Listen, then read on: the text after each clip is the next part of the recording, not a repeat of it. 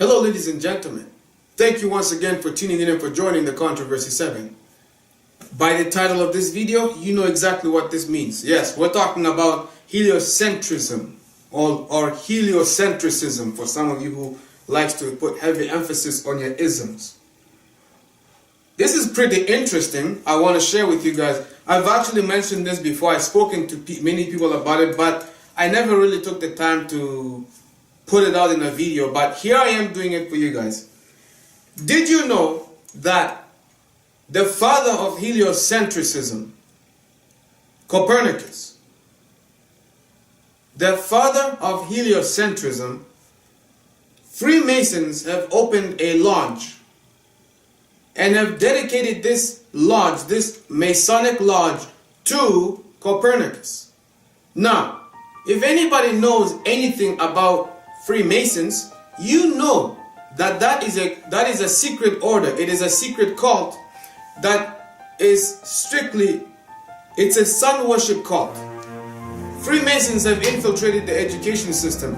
Ladies and gentlemen, for you who are parents out there and you are raising your children, please allow your teacher, tell you, reveal these things. You know, I don't blame you for even, if you're angry, okay, I can understand you're angry that I'm even talking about why is the earth flat? Why is the earth not round? You know, there's so much we've been lied to. You know, there's a common saying, of course, I don't remember who's the one that said it, but they said that it's easier to fool people than to convince them that they have been fooled. Think carefully. When you send your children to these educational institutions, they feed your children with garbage. They indoctrinate your children with doctrines that completely lead them into confusion. And yes, it includes the ball earth, the globe that we've been fed. We've been lied to. I'm telling you, we've been lied to. We have been fooled. You know? But let's look at this Masonic lodge. It's dedicated to Nicholas Copernicus, and you guys can be able to look at this for yourselves. Google it for yourselves. It's the Copernicus Lodge, or the Lodge Copernicus.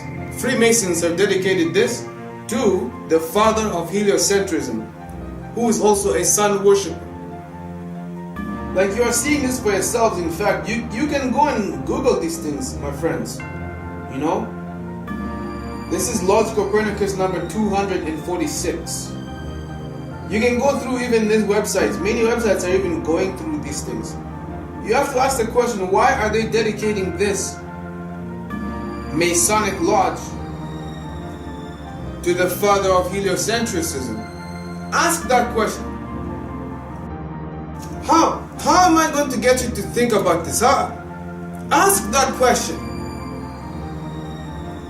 I'm not telling you, I'm not yelling at you. I'm concerned for you. I'm genuinely actually concerned. I've said it before, and trust me, my friends, I mean it when I say these words. I actually care about my audience. I care about you that's watching this video. I care that your children know the real truth. I care that you teach your children the right way. I'm here, I'm talking about things that's going to get me hated by many people. I'm talking about things that other people are afraid to talk about. I'm talking to you about things that can get me to be called a lunatic, because it goes against what popularly has been taught. I've already put myself on the line. I'm already deemed to be stupid. But I'm willing to take those shots. Just for one person out there to ask that question. Why is it that the heliocentric model of the earth, why is it that NASA, why is it that the so-called astronauts who landed on the moon, why do they seem to be tied with Freemasonry? Why? Can you please ask that question? And it's not like I'm making it up. Neil Armstrong is a Freemason. he was asked to put his hand on the Bible and swear that they landed on the moon. And what did the man do? He said that's not necessary. He basically kept backing off. He did not want to touch the Bible. You have to ask the question, why? Why is it that we seem to know more about space and things that are not here on earth? We know more about those things than we do know about our own earth. We can measure masses of stars and how big they are. We know everything about them. Every inch of those heavenly bodies. But we can't seem to quite figure out how to calculate and measure the curvature of the earth. If the earth has no curvature, what does that mean?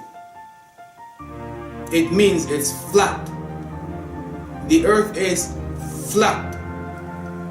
Flat. When I say flat, I mean flat. How do we know the earth is round? The textbooks told us. NASA told us. We were told that we landed on the moon. Does it not make sense? The father of heliocentrism is being honored because he brought the glory back to the sun. Remember, the Bible said that the sun and the moon and the stars were created on the fourth day.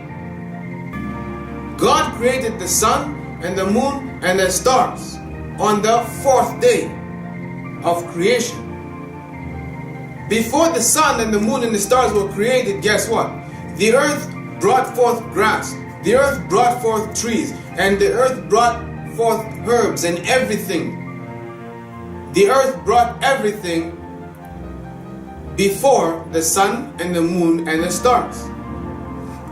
We ask the question, if we do live on a ball earth, and if many Christians are saying the ball earth is also supported by scripture, which there's zero evidence for that. Before God created the sun and the moon and the stars, what was the earth revolving around? Many people can't seem to answer that question. Why? Because there is no evidence of a ball anywhere in the Bible. Then, what's the purpose of the sun and the moon and the stars? Well, the Bible tells us that the purpose of the sun and the moon and the stars is to first separate the day from the night, number one. Secondly, they are also responsible for the changing in seasons and for times and for days and years. So, we can easily break this down. What is responsible for the changing in seasons? Well, that's clearly the sun. The sun is responsible for the changing of seasons. The moon and the stars, they are to illuminate the night, and also they are the ones which we use for our calendars and for our days. And our weekly cycle, we go by the moon and the stars. They are responsible for that. In other words, these heavenly bodies which I have just illustrated to you, their purpose is to serve the earth. Maybe you missed what I said, but I just said the purpose of the sun and the moon and the stars are to serve the earth. Which makes me think, if their purpose is to serve the earth, does that mean that they are greater than the earth? No. The servant is not greater than his Lord. The servant is not greater than his master. Think about it. These objects that God created and placed on the fourth day of creation week, they are no greater than the earth. They are simply here to serve the earth. Ladies and gentlemen, thank you for tuning in and for joining me. This is the Controversy 7. Feel free to share this information because you never know who you will reach. I did my part.